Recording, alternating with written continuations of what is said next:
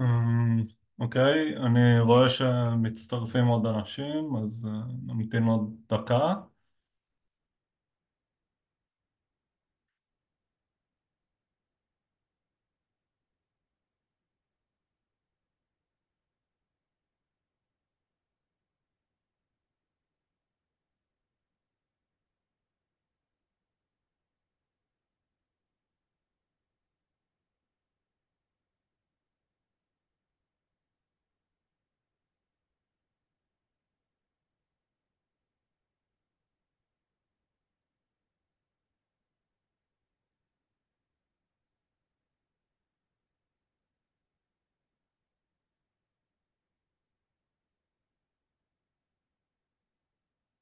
אוקיי, אני חושב שאנחנו יכולים להתחיל.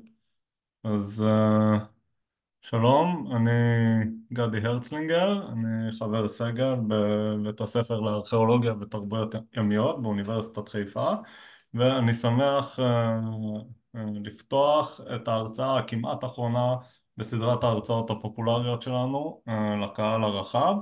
בהזדמנות הזאת אני אומר שזו הייתה אמורה להיות ההרצאה האחרונה, אולם ביום ראשון הקרוב תהיה ההרצאה החוזרת של שירלי בן דוב אביאן על מי באמת בנה את הפירמידות, מפני שבהרצאה שלה שהייתה הראשונה הייתה בעיה ולא כולם הצליחו להתחבר, אז מי שמעוניין לשמוע את זה שוב או לא הצליח בפעם הראשונה מוזמן ביום ראשון בשעה 5, וביום חמישי הבא, ב-28, בשעה 5 אחר הצהריים, תהיה הרצאה של ראש בית הספר, פרופסור ישראל פינקלשטיין, על נדודי ארון הברית במקרא, וכמובן שכולכם מוזמנים, והזמנה תישלח במייל לרשימת התפוצה. והיום אני שמח מאוד להציג בפניכם את עמיתי פרופסור ראובן ישורון. פרופסור ישורון הוא ארכוזואולוג ופרה-היסטוריון, לא בטוח שבסדר הזה.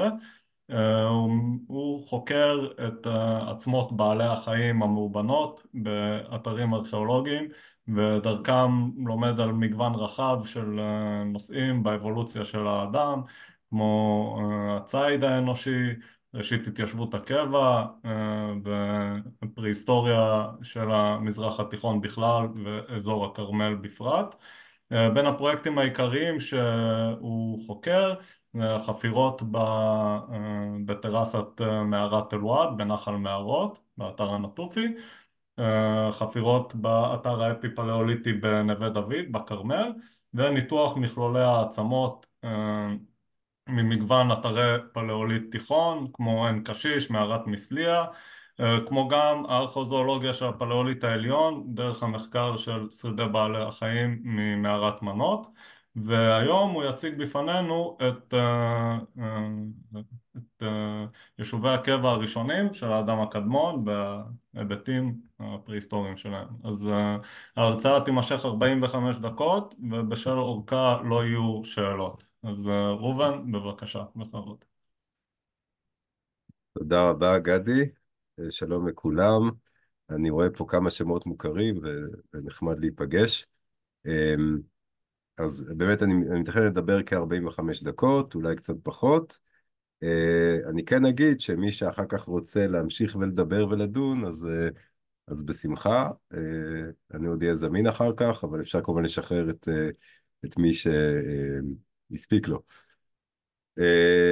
כי זה נושא גדול ומרתק, בעצם יישובי הקבע של האדם הקדמון. אני שנייה אה, אראה לכם את המצגת. ככה, נכון? רואים אותה בצורת מצגת, אני מקווה. אמ, כן. ואני אני עוסק בו הרבה שנים, והגעתי אליו בעצם דרך חפירות, עוד מהיותי סטודנט, באתר הזה, שחלקכם בטח מכירים, או ביקרתם לידו, בשמורת נחל מערות בכרמל.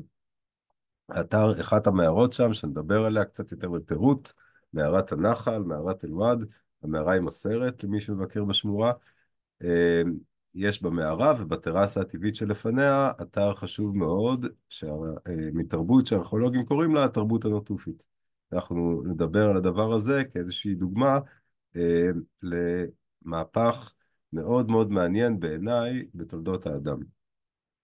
עכשיו, טיפה בשביל ליישר קו, חלקכם אולי צריכים את זה, חלקכם יודעים, אבל לשים את עצמנו בקונטקסט של הפרהיסטוריה של ארץ ישראל, השקופית הזאת בעצם מראה את הפרהיסטוריה של ארץ ישראל בשלוש דקות.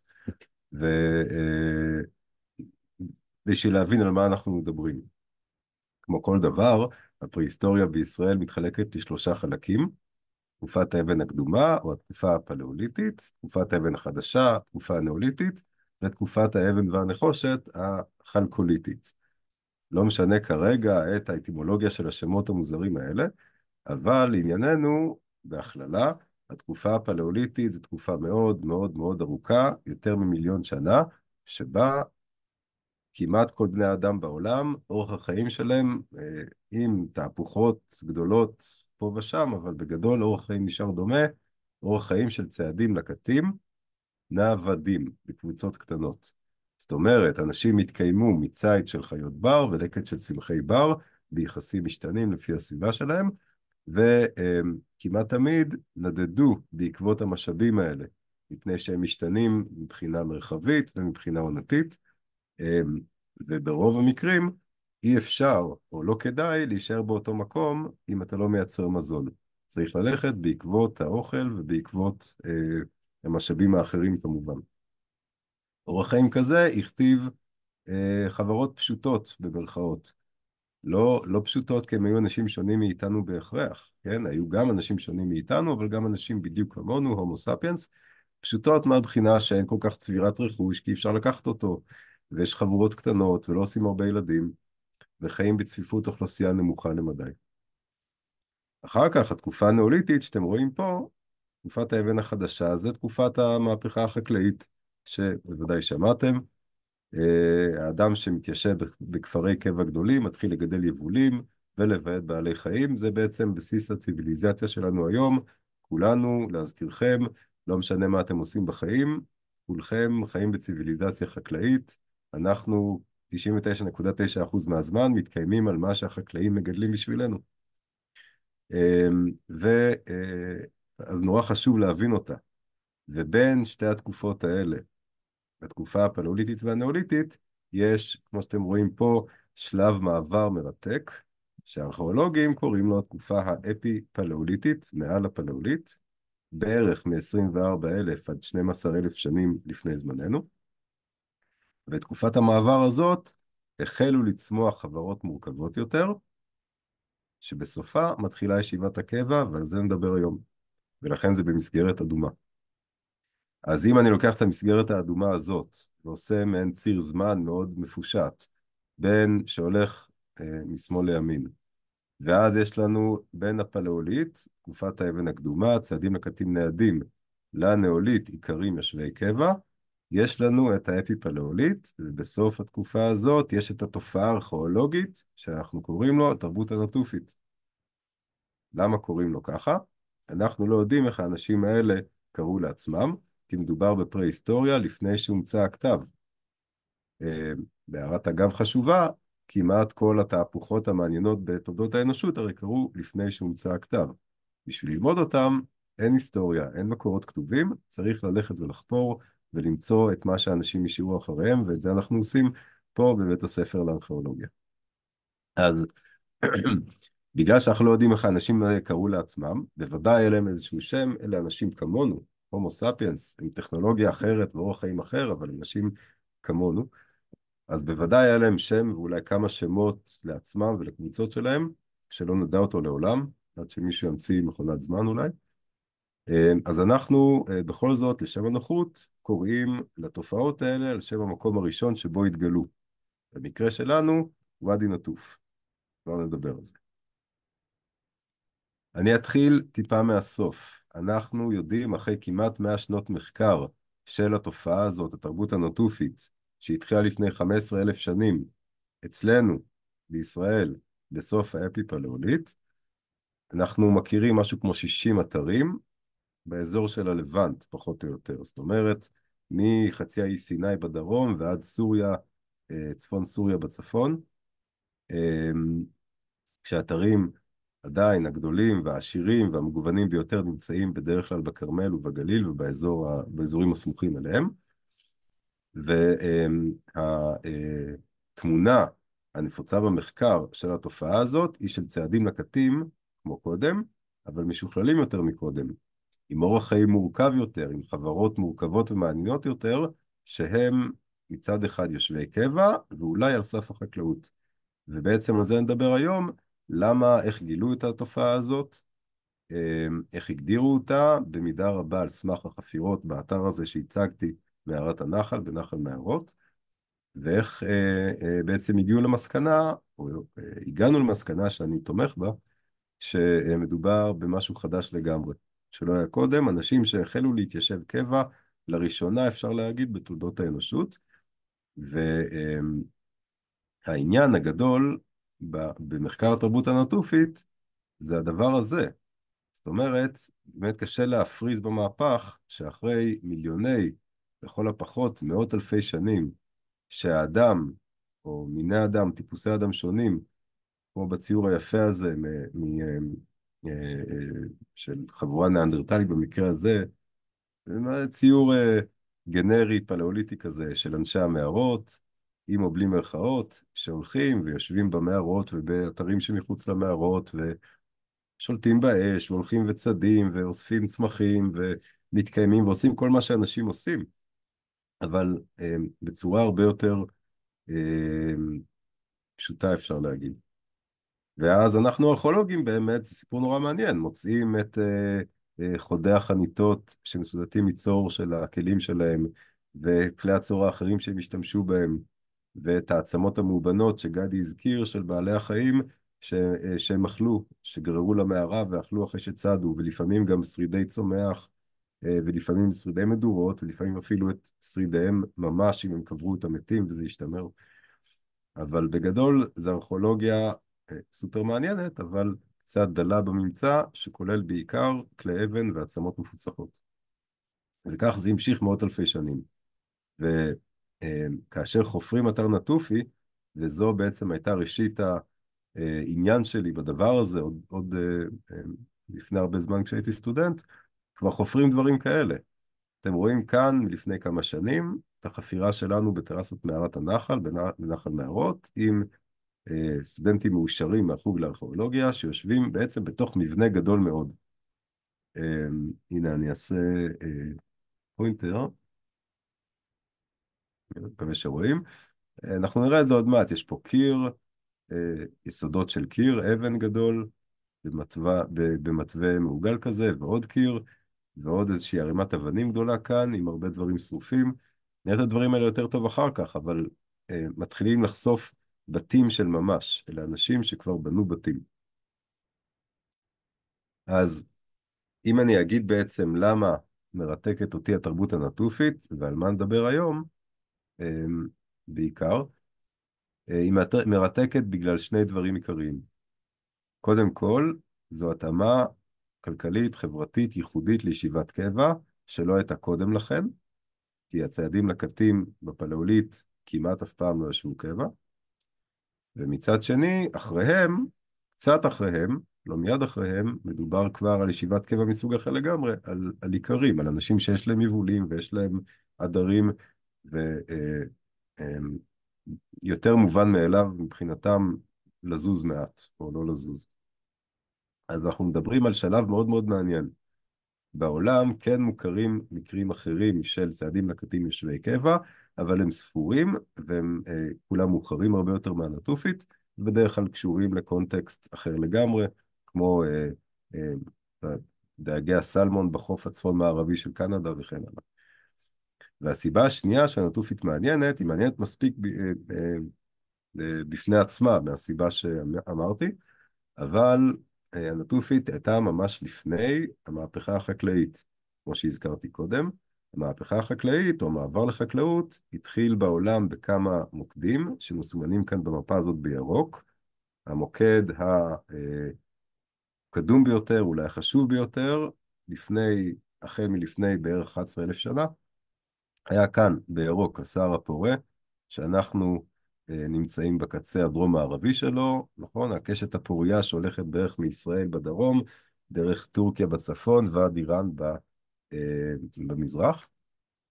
מפה התפשטו המבויתים הראשונים, חיות וצמחים, לאירופה ולדרום אסיה ולצפון אפריקה, והגיעו עוד למקומות רבים ושונים אחר כך. אה, קשה להפריז שוב בחשיבות המהפכה הזאת, ואי אפשר להבין אותה בלי להבין את השלב המאוד מאוד ייחודי של אנשים שלפני זה, כמה אלפי שנים לפני כן, התחילו כבר להתיישב קבע ולהתאים את החברה והכלכלה שלהם לאתגרים המאוד משמעותיים שיש. אפשר גם לבוא ולהניח שהמהפכה החקלאית הספציפית באזור שלנו לא הייתה קורית בלי אותו שלב מעבר.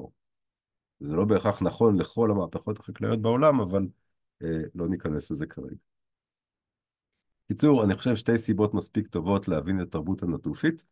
הסיפור של התופעה הזאת התחיל ב-1928, עוד מעט נחגוג 100 שנה לתרבות הנטופית.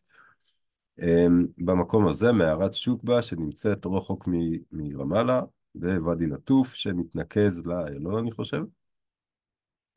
זה כמובן האתר שממנו בא השם. באתר הזה, במערה הזאת, ארכיאולוגית בריטית בשם דורותי גרוד, שהיה לה הישגים רבים כבר בגילה הצעיר אז, במחקר התקופה הפלאוליתית, במקומות רבים בעולם, בצרפת, באנגליה, בגיברלטר, בכורדיסטן אפילו, מצאה דברים חשובים מהפלאוליט בעיקר. באה לחפור ולבדוק את המערה הזאת שנראתה לאתר מבטיח, והיא מצאה שם פלאוליט, אותם אנשים שגרו, חזרו וביקרו במערה במשך אלפי שנים, כל פעם קצת, עם הכלים שלהם והעצמות המפוצחות וכן הלאה.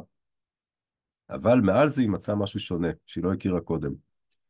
והיות שהשריד הכי עמיד והכי נפוץ באתרים פרה-היסטוריים זה בדרך כלל כלי האבן המסותתים מצור, באזור שלנו בדרך כלל צור, היא הגדירה את התופעה הזאת לפי אותם כלי צור בצורת סהר, חצי ירח שאתם רואים כאן, סהרון או לונייט באנגלית. אז היא מצאה את הדברים הקטנים האלה, שהיו מעניינים, והתחילה למצוא גם להבים כאלה. זה להב מגל. יודעים שהוא להב מגל, לא צריך איזה מיקרוסקופ חדיש במיוחד, פשוט מפני שאולי קשה לראות בתמונה, יש לו מעין פוליש, מעין ברק, מקציר הדגנים, או קציר החומר האחר שעשו איתו, כאן בקצה אחד. זאת אומרת, דבר כזה, או כמה להבונים כאלה, מכניסים לתוך כת, מעצם או מעץ או מחומר אחר, ואפשר לקצור בה הרבה מאוד דגני בר או חומרים אחרים ביעילות הרבה יותר גדולה מקודם. הדבר הזה קצת שיגע אותה. את גרוד, היא לא הבינה מה זה עושה שם עם תרבות שהיא פלאוליטית לחלוטין. או כך היא חשבה. היא הייתה צריכה להפסיק את חפירותיה שם, ולבוא לכאן. הנה המצוק המוכר, רובכם אני מניח, של נחל מערות בכרמל, עם המערות החשובות שיש שם, כמה מהמערות, ואנחנו מדברים על מערת הנחל, המערה הנמוכה יותר, איפה שיש סרט היום, מערת הנחל והטרסה שלצידה. באותה שנה בדיוק, ב-1928, התחיל שם גם מחקר ארכיאולוגי, בדיוק כאשר גרוד הייתה בשוקבה, או חודש-חודשיים אחרי. המצוק הזה נראה מתאים לבנייה, לחציבה. שלטונות המנדט הבריטי בדיוק תכננו אז את בניית נמל חיפה, והיו צריכים מחצבת אבן גיר טובה בשביל למלא את מה שהיום, אתם יודעים, רחוב העצמאות ושובר רגלים. והמצוק הזה נראה מתאים. למזלנו, הם שלחו לשם נציג ממחלקת העתיקות המנדטורית בירושלים, ארכיאולוג בריטי, יותר נכון חובב ארכיאולוגיה בריטי ללא הכשרה מסודרת בתחום, בשם צ'ארלס למברט. למברט בא וחפר כאן, בכניסה למערת הנחל. הוא הראשון שעמד על החשיבות של האתר הזה. לאחר שבועיים או משהו כזה של חפירה, הוא התחיל למצוא דברים מעניינים. הוא מצא סהרונים, אותם כלי צור קטנים שהראיתי לכם קודם, כותב בזיכרונותיו, שאגב שחזרה מינה עברון מהחוג שלנו, בספר יפה על גילוי התרבות הזאת, הוא כותב בזיכרונותיו שאלה אותם כלים שגברת גרוד בדיוק מצא בשוק חודשיים לפני כן, והוא התחיל למצוא שרידי קירות, מצא קבורה, ומצא גם את הדבר הזה שאתם רואים מצד שמאל. הדבר הזה הוא די קטן, אתם רואים את כלי המידה בסנטימטרים מצד שמאל, זה פריט אומנות. זה עצם מגולפת בדמות של בעל חיים, עם כמה חריצים כאלה. איזה בעל חיים בדיוק? אה, כל אחד כיד הדמיון הטובה עליו, אולי עגל בלידה, אולי איזשהו צבי, אבל זה מביע משהו. וזה היה פריט האומנות הראשון, אה, הפרה-היסטורי, שנמצא מחוץ למערב אירופה, לפחות אחד הראשונים. זה מה שהעלה את מערות הכרמל על הבמה הפרה-היסטורית העולמית. ואז למברט, אחוז התרגשות, שלח מברק דחוף לירושלים בשביל לעצור את הכוונה לחצוב את האתר.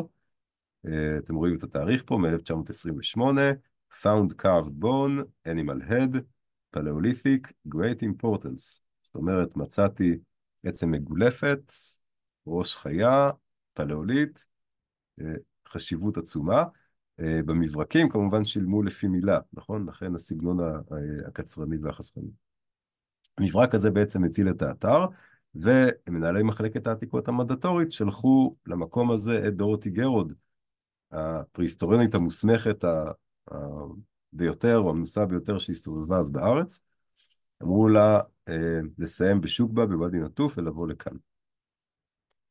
אז למברט והיא בעצם מצאו שם והגדירו את כלי הצור והעצם המגוונים והאופיינים של התרבות הנטופית. זה בעצם תמונות מ-1928 או 9 מדוח החפירה הראשוני של למברט. הן נורא יפות, אז אני מביא אותם פה. תראו את הסהרונים האלה הקטנטנים למטה, ולהבי מגל וכלים אחרים. היה להם תעשיית עצם מפותחת, זאת אומרת, לקחו עצמות רגל של צבי, וגילפו אותם למה שאתם רואים פה למטה, מחטים וכל מיני דברים כאלה. אני מניח שאתם רואים דרך אגב את הפוינטר שלי, אם לא, אז תעשו עם הראש. רואים. ויחד עם הכלים היפים, הם, בעיקר גרוד, התחילו למצוא דברים חדשים לגמרי, שבאתרי הפלאוליט בדרך כלל לא מוצאים. והדבר הכי משמעותי והכי בולט באתרים נטופים, יחסית למה שהיה קודם כמובן, כן, מאז ועד היום, זו הבנייה באבן. אתם רואים פה מדוחות החפירה מ-1937, את הבנייה באבן הראשון, את הקיר הנטופי, קיר האבן הראשון שהתגלה ככל ידוע לי. הדבר הזה בעצם שורת אבנים שנסמכת על הטרסה הטבעית. עד היום אפשר לראות את הקיר הזה שם, קיר בן 15,000 שנה, אם כי היום במצב קצת פחות טוב. אפשר לראות את הריצופים האלה, שרידי רצפות די מסיביות שהיא מצאה, וכנראה לא מצאה עשרות שרידי רצפות פחות מסיביים, מכתשי סלע שהם חצבו, חרוזים ופריטי אומנות שאפשר לראות אותם במוזיאון ישראל, בתערוכה שאני מניח שעדיין נמצאת שם, שהתחילה לפני שנה או שנתיים של החרוזים הראשונים. קצת בתי קברות שנדבר עליהם קצת, כלי כתישה גדולים, משהו אחר לגמרי. אז גרוד בעצם הגדירה, היא זאת שב-1932 ואילך, בשורה של פרסומים, הגדירה את התופעה הזאת, את התרבות הנטופית, על שם האתר הראשון שנחפר בוואדי נטוף, מערת שוקבה, כאשר בעצם, אני יכול להגיד לעצמי בסיפור, כי אנחנו חופרים באתר במערת הנחל, שרוב, כמעט כל ההגדרה והתיאור שלה נסמכו על האתר הזה שלנו פה, בנחל מערות. והאתר הזה, שיש לו חשיבות עצומה, כי הוא למעשה אתר המפתח של התרבות הנטופית, זכה לכמה בדיקות וחפירות בשנים שאחרי, ומאז 1994 התחילו עמיתי מינה עברון ודני קאופמן, אחר כך גם אני הצטרפתי, 94 עוד לא הייתי בארכיאולוגיה, לחפור מחדש למעשה קטע לא נגוע בטרסת מערת הנחל. למעשה לחפור מחדש את האתר הכל כך חשוב הזה ולהבין עוד יותר את התרבות הנטופית, וחלק מהתובנות אני אציג לכם עכשיו. בגדול, אני אדבר על 3 תובנות מרכזיות, או 3 מהפכות מרכזיות, שמאחדות את התרבות הנטופית עם מה שהיה קודם, ואפשר להגיד גם מבשרות את העתיד. ואלה המהפכת הבנייה הנטופית, סליחה שנייה.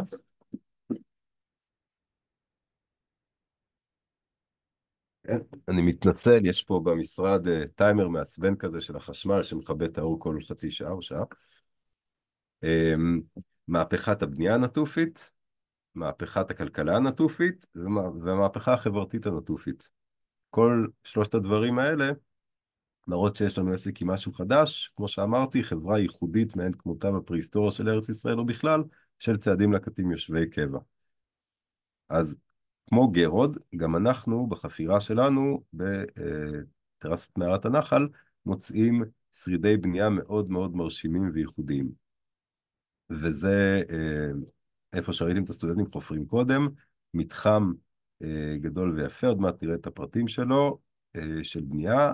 המבט שאני מראה לכם הוא קצת מטעה, כי לא מדובר בצילום מהזמן, אלא זה מתחם בנוי שתפקד עשרות או מאות שנים, קשה לי להגיד בדיוק כמה, כי התיאור שלנו עדיין לא מספיק מדויק, אבל אנשים חיו בו הרבה זמן, ואנשים גם שיפצו, החליפו, נטשו, חזרו, הרימו עוד רצפה וחפרו עוד בור, ולכן בעצם אתם רואים איזושהי תמונה משותחת של לא מעט התיישבויות שונות. מתי כל זה קרה? יש לנו תאריכי פחמן 14 שממקמים את המתחם הבנוי הזה בטווח מקסימלי של בערך 15 עד 14 אלף שנים לפני זמננו. לא ניכנס פה לכל הבעיות והעניינים של תאריך פחמן 14, אני בטוח שזה טווח מקסימלי, זאת אומרת, אנחנו עובדים על לצמצם את הדבר הזה יותר ולהבין באמת האם כמה שנים או כמה מאות שנים או כמה דורות הדבר הזה היה בשימוש. אז המהפכה, או האספקט הראשון של המהפכה הנטופית שאני אדבר עליו, עם אותה דוגמה, זה בעצם ראשית הארכיטקטורה, או הבנייה הראשונה באבן. לא שלא בנו קודם, בנו בוודאי, אבל מעט וקצת, וזו אולי הדוגמה הטובה ביותר, או השמורה ביותר שיש לנו מחפירת האתר או הלא, של בנייה לפני הנטופית.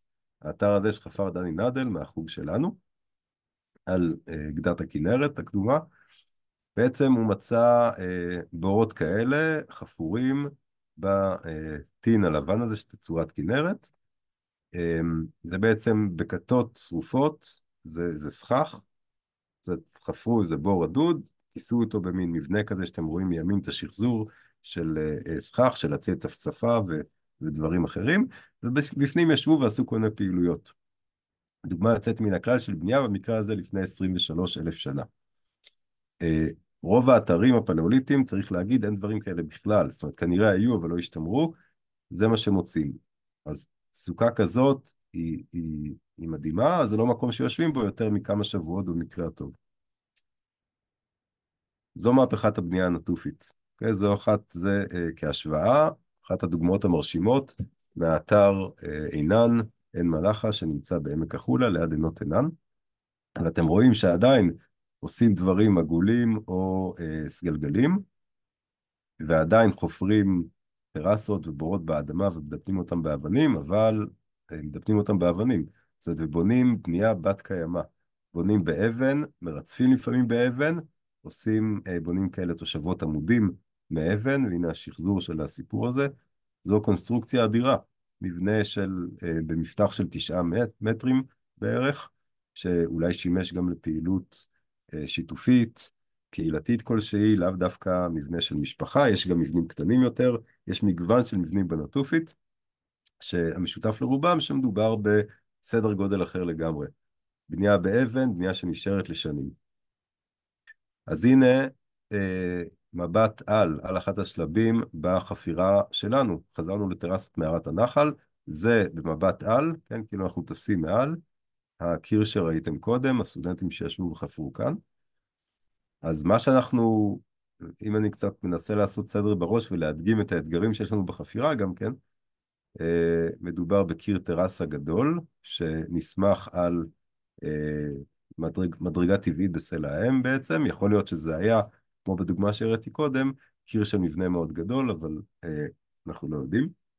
בכל אופן, חלק מהזמן הוא בוודאי שימש כקיר טרסה, בשביל להגן על היישוב שלהם מסחף ומכל מיני דברים אחרים, שזה נורא יפה. זאת אומרת, פעם ראשונה שמתחילים לשפץ את המערות לצרכיהם, אחרי מאות אלפי שנים שישבו שם ללא כל שינוי.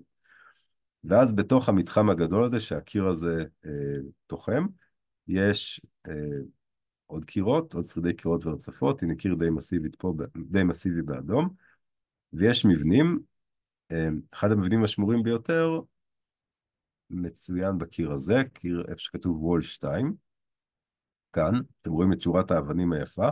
עכשיו תדמיינו לכם, זה דורש קצת דמיון, בנייה נטופית זה לא הקונספט שאנחנו מכירים היום, מדובר באנשים שכמו קודמיהם חפרו בור רדוד באדמה, שכמובן הוא עגול או סגלגל, אי אפשר לחפור עם פינות, ובניגוד לקודמיהם דיפנו אותו באבנים כדי שלא יתפרק, עשו קיר אבנים, לפעמים ריצפו אותו באבנים, לפעמים לא, והקימו מעל כל הסיפור הזה קונסטרוקציה של סכך עם עצים וענפים.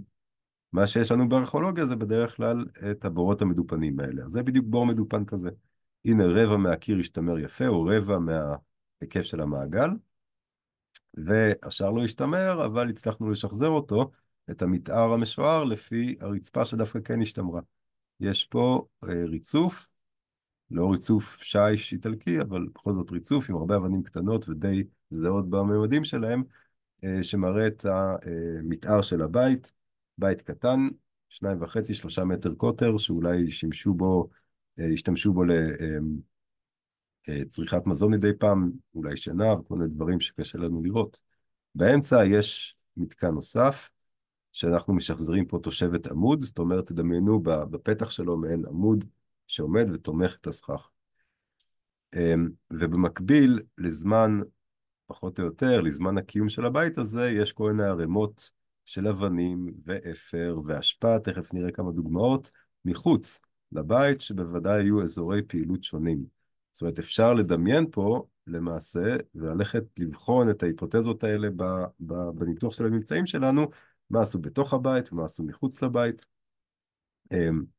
ואז זה נותן לנו תמונה נורא יפה בעצם של החיים ביישוב הקבע הראשון, או איך אנשים ארגנו את המרחב ואת התחזוקה ואת ניהול ההשפעה, שאלות כבדות משקל שאף אחד לא חשב עליהן קודם, נכון? אם יושבים באיזה מערה שבוע, אז מה אכפת לך? אז זורקים איפה שזורקים ועושים מה שעושים והולכים. אבל, ואז שחוזרים כבר אין השפעה והכל נרקב. אבל כשיושבים באותו מקום, חצי שנה או שנה או 10 שנים, אז צריך להתחיל לשים לב לדברים האלה. הנה קלוז-אפ על אותו בית מזווית אחרת, מתאר הבית, שוב פעם השרידי הבור המדופן שיש לנו, תושבת העמוד והריצוף. עכשיו, לא צריך רק להסתכל בקנקן במקרים האלה, אלא גם בתכולה שלו.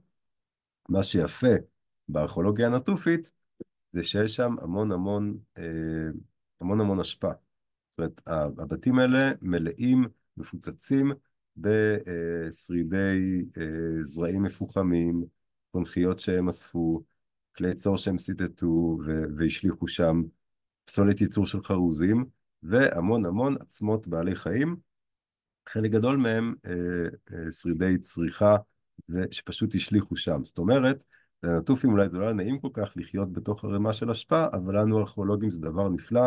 ארכיאולוגיה, אם תחשבו על זה, זה בעצם חקר ההשפעה העתיקה שאנשים השאירו אחריהם. אם באיזשהו יישוב הם משאירים את ההשפעה במזבלה ליד היישוב, זה נחמד ומאוד אינפורמטיבי. אבל אם הם עושים לנו טובה ולא מפנים השפעה, או לפחות לא את הדברים הקטנים, אלא הדברים הקטנים הולכים ונמעכים להם לתוך הרצפות של הבית, אז זה אפילו עוד יותר טוב, כי אנחנו יודעים איפה הם עשו מה. וזה המצב אצלנו. הנה שוב אותו מבנה יפה באחד משלבי החפירה. אתם רואים, אנחנו בעצם מקלפים פה בצל עוד שכבה ועוד שכבה. והנה הקיר שהכרתם כבר, והמתאר של הבית פחות או יותר בקו המקווקו, שניים מהשלבים, הרצפה השנייה מלמעלה, אתם יכולים לראות יש לה מין צבע ייחודי כזה מהתכולה האורגנית של האדמה, והרצפה השלישית מלמעלה. והמקומות האלה, כשמסתכלים מקרוב, מפוצצים בשרידי מנגל, ושרידים שלא זזו הרבה. אוקיי? פה למשל שריון בטן של צב, או חתיכה די גדולה משריון בטן של צב, שמורכב מאיזה 10 לוחיות קטנות כאלה, זה לא היה נשאר ככה אם זה היה זז. פה שתי קרני צבי, ימין ושמאל, שמתחברות, זאת אומרת מאותו צבי. הדברים האלה, שוב, אם היו זזים, ב-14 ומשהו אלף שנים שעברו, היו מתפזרים ולא היינו מוצאים אותם כך במנח אנטומי. עצבים הם נורא מעניינים, סתם אה, ככה זה נראה, כן? זה אולי שרידי מיכלים או דברים אחרים, אבל הם השתמרו נורא יפה במקרים האלה. הנה תמונה אופיינית מרצפה נטופית, להב צור גדול, שריון גב של צב, חתיכת אגן של צבי, עוד כל מיני אבנים ודברים. הנה צלע של צבי, צלע יפהפייה שלמה שפשוט נרמסה בין אבני הריצוף של המבנה, ונשארה ככה, חיכתה לנו 14,000 משהו שנה, שזה גם מרגש לראות וגם אפשר ללמוד יפה מאוד מה הם עשו איפה ומה הם אכלו. וזה מביא אותנו למהפכה השנייה של הנטופית. ברגע שהם יושבי קבע, בונים בתים, מתחזקים אותם, בונים מכתשי סלע שאי אפשר לקחת איתם, אה, צריך גם לאכול. עכשיו, איך, איך הם פותרים את העניין הזה? זאת אומרת, הפתרון הפלאוליטי, כשיש פחות מדי מזון, מתפזרים, נודדים לאזור אחר. לנטופים, מאיזושהי סיבה, הם לא רצו, לא יכלו לעשות את זה, אולי העולם כבר היה מלא מדי, ואז הם היו צריכים להסתדר עם מה שיש.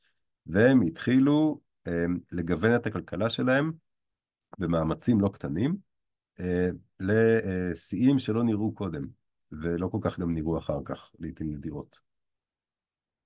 זאת אומרת, רק בשביל להראות את זה באופן פשוט, בלי יותר מדי גרפים וסטטיסטיקה, זה מה שצדו לפני הנטופים בכרמל, כן? את בעלי הפרסות הגדולים והטעימים, אני מניח, שהסתובבו. אז לפני כמה אלפי שנים הסתובבו בכרמל החיות האלה, בקר הבר הגדול, שהוא קודמו של הבקר המבוית, והצביב היחמור, חזיר הבר, שאתם בוודאי מכירים, ומיני איילים ופריים אחרים. הנטופים עדיין צדו את החיות האלה, אבל חלק גדול מאוד, ואולי רוב מהכלכלת הציד שלהם, הסתמכה דווקא על הדברים האלה, על מגוון עצום של חיות קטנות, לפעמים קשות לתפיסה, שיש באתרים. אז ציפורים כמו חוגלות וברווזים, ארנבות, שועלים, גיריות, לטאות גדולות כמו הקמטן פה ונחשים, חולדים, חתולים, דייג בים התיכון. זה האנשים הראשונים שהתחילו בעצם לדוג באזור שלנו, לדוג בים התיכון, לדוג בים, לא במקור מים מתוקים שלידם, עם הציוד גם שנלווה לזה. זאת אומרת, למה אנשים הולכים, משקיעים מאמץ אדיר ללכת לים, שהיה לא 4 קילומטר ממערת הנחל כמו היום, אלא 15 קילומטר, סוף תקופת הקרח, הים היה נמוך. אז למה הם משקיעים מאמץ אדיר כזה? תחשבו את הפחד האדיר שאוחז בצעדים לקטים שמגיעים לים פעם ראשונה, בלי סירות, בלי טכנולוגיה, אנשים שלא היו רגילים לזה, ועדיין הם מצאו את הדרך כנראה לבנות כלי שיט מסוימים ולתפוס דגים. והם הולכים וחופרים חולדים מהמחילות שלהם, ושמים מלכודות בחורש הים תיכוני, ותופסים ארנבות ושועלים וגיריות, ועושים וצדים עופרי צבעים, בני פחות מחצי שנה, לפי עצמות, שוב, שהם לא בדיוק מקור תזונתי משובח. למה אנשים עושים את כל המאמצים האלה? אחת התשובות שהם חייבים. הם חייבים לפרנס את עצמם בצורה יותר טובה, בצורה יותר מגוונת, כי להתפזר ולנדוד לאיפה שיש עוד הרבה בעלי פרסות גדולים, זאת לא אופציה יותר. צריך לנצל יותר, להוציא יותר אנרגיה מהשטח, מהטריטוריה שיושבים בה. אחד הדברים היפים שרואים איך זה עובד, זה עם השועלים. יש הרבה שועלים, עצמות שועלים באתרים הנטופים. זה פה ממערת הנחל, אצבע של שועל עם סימני חיתוך, שאפשר לראות נורא יפה. זאת אומרת, מישהו הלך וחתך עם כלי צור מלפני 14,000 שנה, ואפשר לראות את זה. זה כנראה בשביל לפשוט את האור, כי זה על האצבעות. אז יש הרבה שועלים. שועלים, כמו שאתם יודעים, נמשכים למזבלות, ואוכלים שם את שרי המזון, או את המכרסמים והחיות האחרות שנמשכות לשרי המזון של האדם. הרבה שועלים, זה אומר שהייתה הרבה השפעה, זה אומר שהייתה שוב פעם, היה יישוב עם חתימה אקולוגית אמיתית על סביבתו, לא מחנה פלאוליטי שיושבים בו שבוע, שבועיים, חודש והולכים, אלא יישוב ארוך יותר, קבע או כמעט קבע, עם חותמת אקולוגית אמיתית שמאפשר מעין חממה להרבה בעלי חיים שמנצלים או תופסים טרמפ על אה, התופעה החדשה הזאת בחורש הים תיכוני. אמ, עוד דבר יפה שרואים בעצמות, אפשר להבדיל בקרניים של הצבעים בקלות, אם מדובר בזכר או בנקבה, אתם יכולים לראות מהגולגלות פה, גולגלות מהיום, זה מאוד מאוד קל, אה, זכר נראה ככה, נקבה נראית ככה, כמעט כל הקרניים שאנחנו מוצאים הם של זכרים, זאת אומרת, צדו כנראה, או העדיפו לצוד בעיקר צבעים זכרים, בטבע יש יותר נקבות מזכרים בדרך כלל, תלוי נניח בממוצע שנתי. אמ, למה העדיפו לצוד צבעים זכרים בתרבות הנטופית, בניגוד למה שהיה קודם? מפני אולי אחד ההסברים, שזה עשו מעין ציד בר קיימא, Sustainable Hunting, אם צדים בעיקר את הזכרים, מזיקים לכושר הריבוי של האוכלוסייה במידה פחותה יותר, מאשר אם צדים נקבות. זאת אומרת, שוב פעם, אנשים שיודעים שהם חייבים להסתדר עם מה שיש, צריך לצוד לנהל או לממשק את צד הצבעים שלהם, עוד לפני הביוט, עוד לפני שהלכו וכלאו חיות במכלאות ועשו מה שהם רוצים, צריך לנהל את הציד כך שיישאר להם גם לשבוע הבא או לעוד חצי שנה. שוב פעם, שיקולים שהם פחות צעדים לקטים פלאוליטים קדומים יותר, ודאי חשבו על דברים כאלה לפעמים, אבל לא נאלצו לשקול שיקולים כאלה לעתים קרובות מדי. הנקודה האחרונה, כל הסיפור הזה, ברגע שבונים בתים, יושבים ביישובי קבע, הקבוצה יותר גדולה מקודם כנראה, אנחנו לא יודעים באמת כמה אנשים היו, אבל אולי קודם בחבורה פלאוליטית טיפוסית, 20-30 איש, רובם קשורים אחד לשני בקשרי משפחה כאלו או אחרים, אז כפרון נטופי כזה אולי מנה 80 איש, ואולי 100 ואולי 120, מאוד קשה להעריך את זה, אז זה קצת ניחוש מה שאני אומר, אבל סביר מאוד להניח שזה היה יותר אנשים מקודם. אולי סדר גודל של יותר אנשים מקודם. עכשיו, זה פעם ראשונה בתולדות האדם שלאדם יש שכנים, כן? שהוא צריך להסתדר איתם. צריך להסתדר עם קבוצה גדולה יחסית, ואולי כמה קבוצות שהתקבצו להם ביחד בשביל ליצור את היישובים האלה. ולכן זה אולי לא מפתיע שבתרבות הנטופית, כמו שגרוד עוד ראתה, יש מגוון מאוד גדול ויפה, יותר מקודם, של עיטורי גוף, קישוטים, טיליונים, חרוזים, מחומרים שונים. הנה כמה דוגמאות יפות, ושוב, יש תערוכה יפה עכשיו במוזיאון ישראל. ויש קבורות. עכשיו, זה לא הקבורות הראשונות שיש בהיסטוריה, אדם קבר עוד הרבה לפני כן, אבל יש הרבה יותר קבורות בתרבות הנטופית מאשר קודם, כולל בתי קברות של ממש, אזורים שמיועדים יהודיים באתרים או אתרים יהודיים לקבורה, וחלקם ממש מרהיבות. זו דוגמה מאוד יפה שחפר פרנסואה ואלה וצוותו בעמק החולה בעינן לפני כמה שנים, קבורה של גבר בן 20-25, אתם רואים איזה יופי, הראש שלו הוסר, הגולגולת הוסרה, ובמקום זה שמו תינוק, קשה לראות כאן, אבל זה גולגולת של תינוק, ועל התינוק יש מחרוזת מקונכיות. עכשיו, התינוק בוודאי לא היה הצייד הכי טוב בשבט, או החכם ביותר, היה תינוק. אז אולי העיטור המאוד יפה מראה שהיה לו מעמד שהוא לא השיג בעבודה קשה, אלא אה, קשור למשפחה שלו, למוצא שלו, לאיפה שהוא בא, למעמד שלו. במערת הנחל, אם אני חוזר לאתר שלנו, במרכאות, יש קבורות מאותרות, וזו אחת הקבורות שנמצאת במוזיאון רוקפלר או מוזיאון ישראל, אפשר לראות אותה, ויש העתק שלה גם באתר, קבורה מפורסמת של גבר צעיר במנח מאוד מאוד מכווץ, הברכיים שלו משוחות לסנטר, ועם המחרוזת היפה הזאת של חרוזי קונכיות, שהשתמרה בצורה מרהיבה, יש עוד כמה דוגמאות כאלה באתר. אז יש קבורות מאותרות וקבורות שהשקיעו בהן וקבורות עם מנחות, שאני לא מראה פה, כמו פתיחות של קערות אבן או חלקי בעלי חיים, ויש כאלה שלא, אוקיי? את זה חפרנו לפני כמה שנים, אני כבר מסיים, גדי. את זה חפרנו לפני כמה שנים אה, בטרסת מערת הנחל. אתם רואים פה, זה בעצם, זו אישה כנראה, הגולגולת שלה והצלעות, עמוד השדרה והרגליים, היא שמורה צורה לא רעה. אז קברו פה מישהי למעשה בתוך ערימת אשפה גדולה שאתם רואים כאן מצד ימין. עם מלא שברי כלי צור ועצמות ואבנים שרופות וכל מיני דברים. בעצם שום דבר מיוחד. קברו אותה בתוך ערימת אשפה, שמו עליה אבנים גדולות, רואים אחת מהן פה, אין לה שום מנחה או חרוז או משהו מיוחד. היא גם לא ליד קברים אחרים, בניגוד, לרוב זה בא במין התקבצויות כאלה. אז נורא מעניין לדעת האם היה אנשים שווים יותר ושווים פחות כבר בתרבות הנטופית. שאלה מאוד מעניינת. אז הרבה שאלות מעניינות. עכשיו, ללמוד את הנטופית זה גם, אם אני קצת עושה על מבט להיום, זה בעצם, חוץ מכל הדברים המעניינים שאמרתי קודם, תרבות ייחודית, צעדים לקטים לשווי קבע, שורשי הציוויליזציה, זה פעם ראשונה בעיניי שחברות אדם התמודדו באופן רציני עם הבעיות שהן מאוד מאוד רלוונטיות לנו כיום. עם גדילה אולי בלתי מבוקרת של האוכלוסייה כשמפסיקים לנדוד, ועם לחץ על המשאבים הטבעיים שצריך לפתור בשורה של המצאות כלכליות וחברתיות, ועם סכסוכים על טריטוריה שוודאי היו, אוקיי? כשיושבים במקום מסוים, בטריטוריה מסוימת ומנצלים אותה באופן אינטנסיבי, לפעמים אתה לא רוצה שמישהו אחר ייכנס לשם.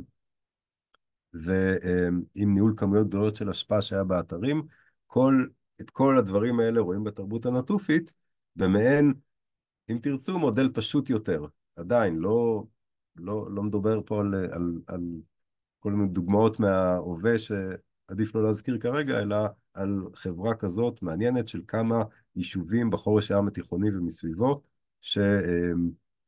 שנורא מעניין לדעת איך הם התמודדו עם הדברים האלה ומה קרה בסוף.